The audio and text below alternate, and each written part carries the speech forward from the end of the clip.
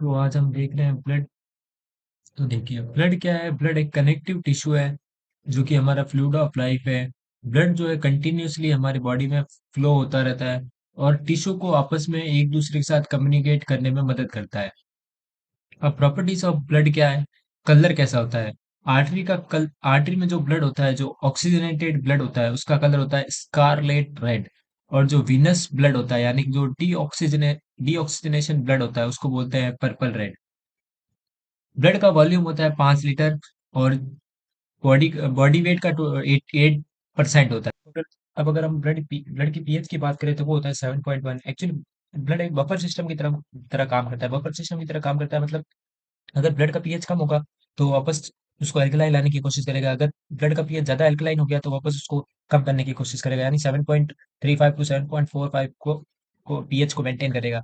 इसकी specific gravity की बात करें तो इसकी स्पेसिफिक ग्रेविटी होती है 1.05 टू 1.06।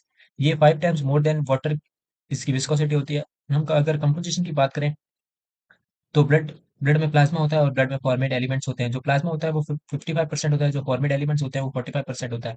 फॉर्मेट एलिमेंट्स में हमारे प्लेटलेट्स आते हैं और ब्लड सेल्स आते हैं। ब्लड सेल्स में कौन कौन से आएंगे, रेड ब्लड सेल्स और व्हाइट ब्लड सेल्स। अब व्हाइट ब्लड सेल्स दो टाइप्स के होते हैं।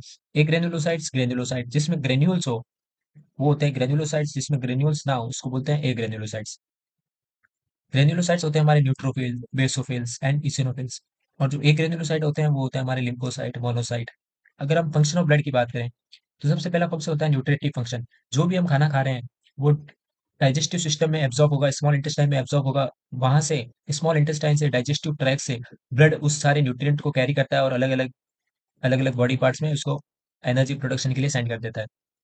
अगर हम रेस्पिरेटरी की बात करें तो जो ब्लड होता है वो डीऑक्सीनेटेड ब्लड कैरी करता है लंग्स के पास, हार्ट के पास। और फिर जो ऑक्सीनेटेड ब्लड होता है वो पूरी बॉडी को सेंड करता है। एक्सक्रीटरी की बात करें तो जो भी बॉडी में वेस्ट होता है वो ब्लड के द्वारा किडनी के पास जाता है, किडनी उसको यूरिन के साथ बाहर निकाल देती है।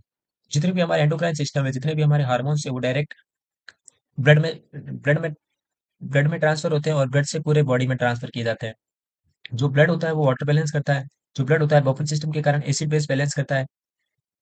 जो ब्लड होता है वो बॉडी टेम्परेचर को भी रेगुलेट करता है। बॉडी टेम्परेचर को कैसे रेगुलेट करेगा, अगर बॉडी में हीट ज्यादा हो गई तो जो ब्लड वेसल्स है उसका डायलेशन हो जाएगा। जब ब्लड वेसल का ज्यादा डायलेशन हो जाएगा तो उस डायलेशन के कारण सरफेस के कांटेक्ट में ज्यादा वो ब्लड आएगा जिसके कारण हीट लॉस होगी।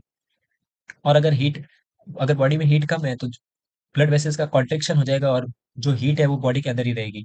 इसके वजह से हीट लॉस और हीट गेन में ब्लड हेल्प करता है। स्टोरेज फंक्शन का हेल्प करता है। ग्लूकोज को अपने पास ब्लड के अंदर ग्लूकोज होता है, टिश्यू ग्लूकोज होता है, सोडियम होते हैं, प्रोटीन्स होते हैं जो कि इंस्टेंट सोर्स ऑफ एनर्जी है। जो डब्ल्यूबीसी होते हैं ब्लड में, ब्लड सेल्स में, वो डिफेंस फंक्शन की तरह काम करते हैं। जो डब्ल्यूबीसी होते हैं वो डिफेंस ऑफ द बॉडी करते हैं। जो न्यूट्रोफिल्स एंड मोनोसाइट्स होते हैं वो बैक्टीरिया को इनगल्फ करके फेगोसाइटोसिस का काम करते हैं। और जो लिम्फोसाइट होते हैं वो इम्यूनिटी को डेवलप करते हैं। और जो कि इसिनोफिल्स होते हैं वो क्या करते हैं, डिटॉक्सिफिकेशन करते हैं और जो फॉरेन प्रोटीन्स होते हैं उनको रिमूव करते हैं। ये हो गया हमारा आज